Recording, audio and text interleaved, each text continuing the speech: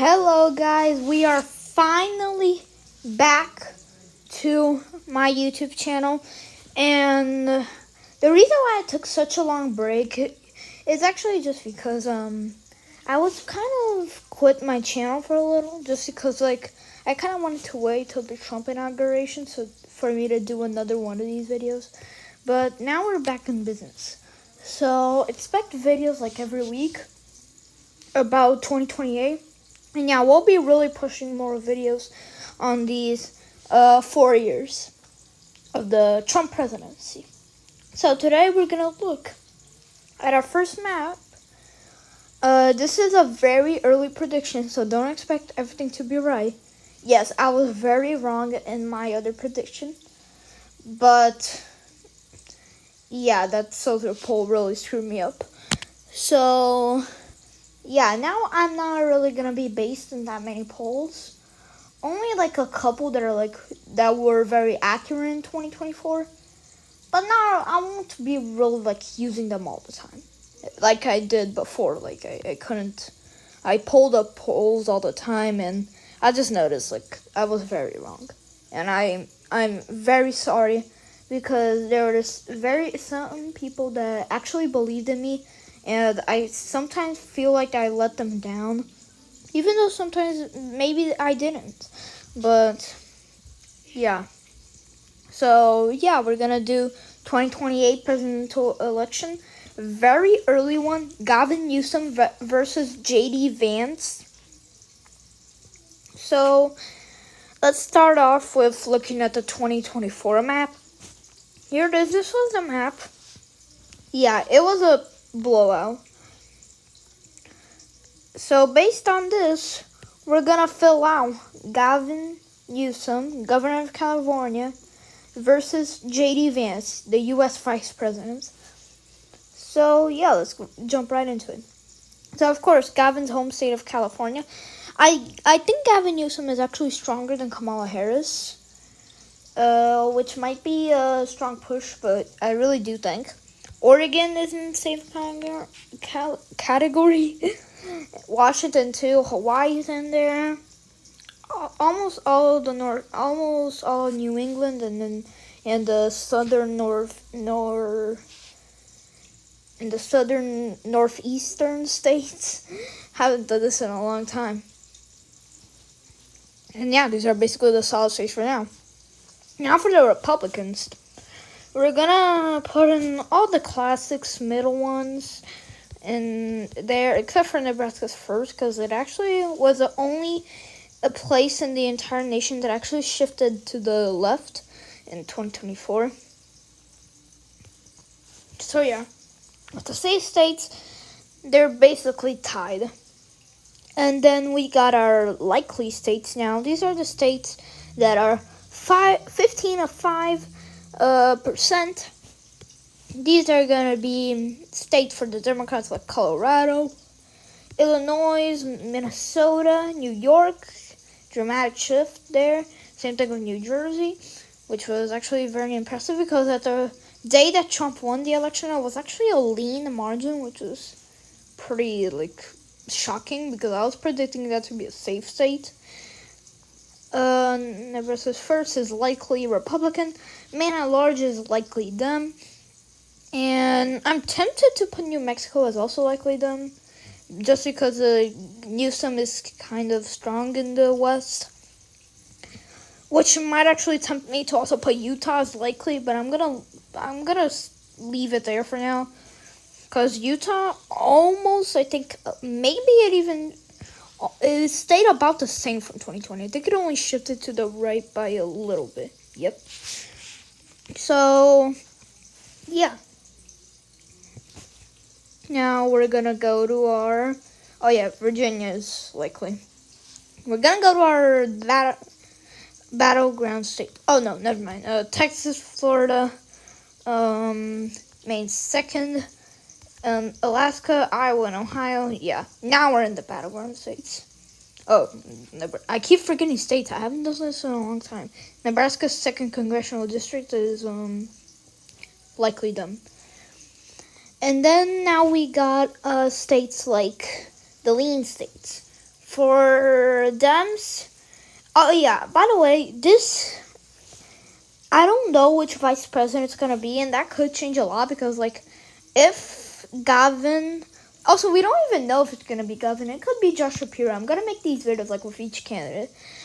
So if Gavin or whatever candidate it is picks Josh Shapiro as the vice president, or Josh Shapiro is a nominee, even better, then Pennsylvania could actually shift to the left and potentially be in the left.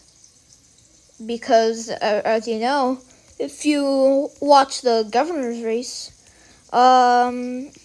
Shapiro won in Pennsylvania by a lot last time, 14.8 points. And that's pretty big for a competitive state like Pennsylvania.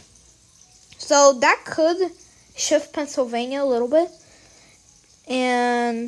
But this one, we're not using vice presidents because we still don't know. If I had to pick vice presidents, I think I would go with Gavin Newsom. Will probably pick either Josh Shapiro or Gretchen Whitmer. And Republicans will probably pick Tulsi Gabbard. I think that's how you pronounce it. And yeah, coming back to the election prediction, New Hampshire's lean. I mean, New Hampshire was also a big shocker for me because it actually was decently competitive. I wasn't actually expecting this. Many counties shifted to the right by a bunch. I was predicting, because of the Southern poll again, I was predicting New Hampshire to be about in 10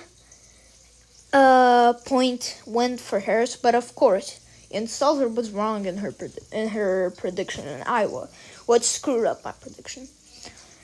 And then lean Republican states, we're gonna put Arizona in, as well as North Carolina. I'm actually tempted to put North Carolina as likely, because to be honest, the only reason why North Carolina was less than 5 points was because of Mark Robinson, which was the was the governor nominee for North Carolina, which went very horribly. So yeah, I might actually put it as likely, but not for now. I'm also going to throw in Pennsylvania. Yet again, without Josh Shapiro, Pennsylvania is just an easy pick now. Because, yeah, Trump won it, not by a lot, but, like, Trump won it, like, decently. And then we got, these are going to be the tilt states. Yet again. So, here is yeah, these states are basically toss-up. Except for maybe Wisconsin. Wisconsin I will put as a Democrat, just because it was very tight in the election. So, yeah. And then we got these ones, which are pretty much toss-ups. If I had to pick, I guess I'll put Georgia as, like, a very tight Republican, just because, like, the suburbs around Georgia, right here in this area, is shifting a lot to the left. Even though Atlanta itself is shifting to the right, the suburbs also count a lot. Even like up here in the safe Republican areas, they're shifting to the left. If you can see over here, you see these counties? These two counties over here, they shifted to the left. Even a couple of them down here shifted to the left, which could make me think that maybe Georgia could shift more. So, yeah, again, toss-up. Michigan, just because that Trump won it by more than 1 point. I mean, it's very easy to get more than 1 point. By the way, J.D. Vance already wins the election here, 281. Yes, Gavin Newsom can easily get Michigan, and I think he will if he picks Gretchen Whitmer or Josh Shapiro, just because of their very close, like, proximity to the Rust Belt, which is a very big problem with having, like, nominee that's very far away from the key swing areas. Like, you need to have a nominee from the Sun Belt or the Rust Belt, especially the Rust Belt. The Rust Belt is like guaranteed. You need one, at least a vice president from there.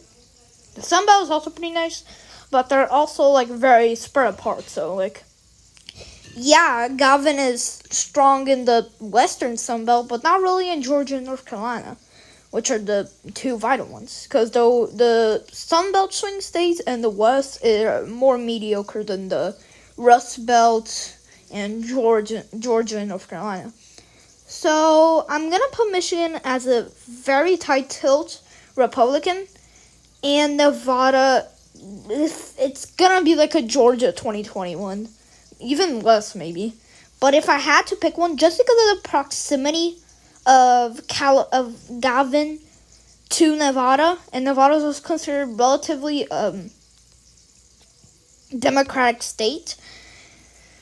Like, it's actually very hard to put it in, but I would put it as the moment as a very, very slight tilt Democrat. So this would make the election map this. Yet again, it's very positive and very high chance that I will switch Nevada in the next video.